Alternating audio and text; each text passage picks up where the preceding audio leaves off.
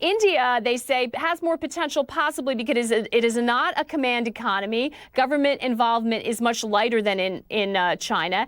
As opposed to manufacturing, Indians excel at services, IT and pharma. Government services just 15% of GP, and state-owned enterprises comprise just 14 of the market cap compared to 73% in China. They see India, Malika, as a growth story, and the economic power of its young people, purchasing power, is so huge. But Malika, as we found out in this election, they are also a very powerful political force, aren't they?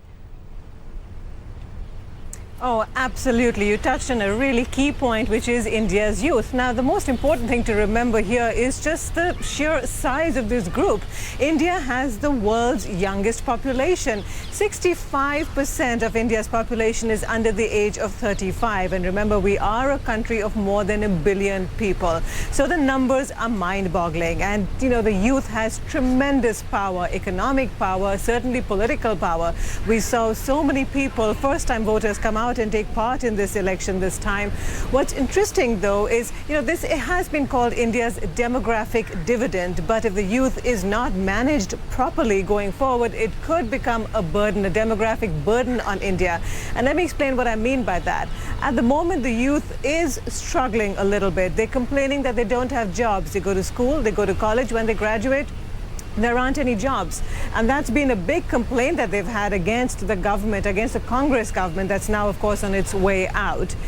Modi, he's come on board with a very sort of pro-business platform, pro-growth platform, pro-development, and he's really struck a chord with India's youth. Interestingly, you know, it was Rahul Gandhi, who's 43 years old. He was leading the Congress campaign, but the youth seems to have been much more energized and inspired by the ideas of a 63-year-old man, Narendra Modi, rather than the younger one, because Narendra Modi has been talking about development, about jobs, about creating more growth and therefore more opportunities for people.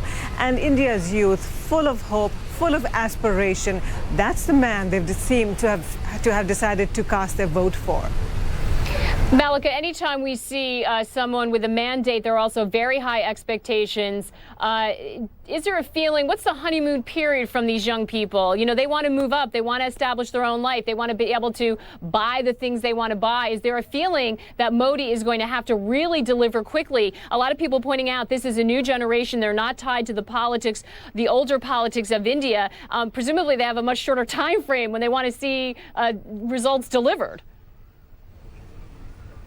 Well, absolutely. And, you know, we are talking about young people here. They are impatient. And what someone said to me today was interesting. They said, look, we've given the previous government 10 years. They didn't do anything for us. Let's give Modi 10 months, at least 10 months. Let's give him a chance to show that he can do something. But there is so much confidence in him, so much confidence that he can deliver, because everybody just looks back at his track record in Gujarat. He's been chief minister there for another 10 years. And what he's done there is really inspiring. He has really transformed the state, made it economically speaking one of the most successful states in India. So the hope is that he's able to replicate this Gujarat model of development across India. But yes, the youth is impatient, but at the moment a lot of them are saying, let's give him 10 months. Let's give him a chance to prove he can do something for us. Malika, I love that. 10 months does seem like 10 years when you're that young, doesn't it? And it will be the challenge for this government. But again, their political clout and their economic clout mean that India's youth is a force to be reckoned with, and investors certainly paying attention to that. Malika, thank you so much.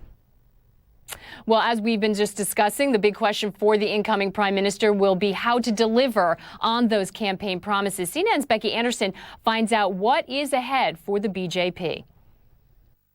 Well, I'm joined here at this local market in New Delhi by the former editor-in-chief of The Hindu, one of India's largest newspapers, Mr. Siddharth Varadarajan. It's clear that Modi, Narendra Modi, and the BJP party are likely to win this and win this big. What can we expect? Well, I think his first priority is obviously going to be to begin to deliver on the promises he made on the economic front. Don't forget, this is a country whose young electorate appears to have overwhelmingly rejected the Congress, because they say the Congress isn't a party that's going to provide me jobs, isn't looking after the economy. And Modi portrayed himself as a guy who could deliver on that front. So I think the expectations are enormous, and I think his first focus is going to be to do something to revive the growth rate in this economy. If you had to draw an analogy with Mr. Modi and somebody else on the international stage, who would it be? Well, he's a strong, some would say authoritarian, centralizing figure. Putin would be a good example. You know, Putin has this concept, Vladimir Putin has this concept of a power vertical where power is concentrated and what he decides gets enforced all the way down the line. Modi in many ways is a guy like that. He doesn't rely too much on deputies, he doesn't delegate. What he says should, you know, he pushes through what he wants. Just then contextualize this for me, for the international viewer. Why does what happens here and with India on the international stage matter?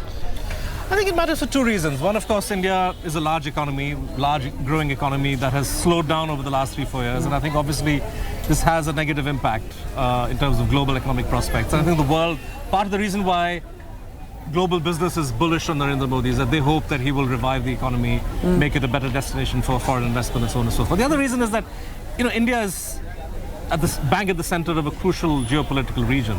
You have Pakistan and Afghanistan, where the US is going to withdraw from this year.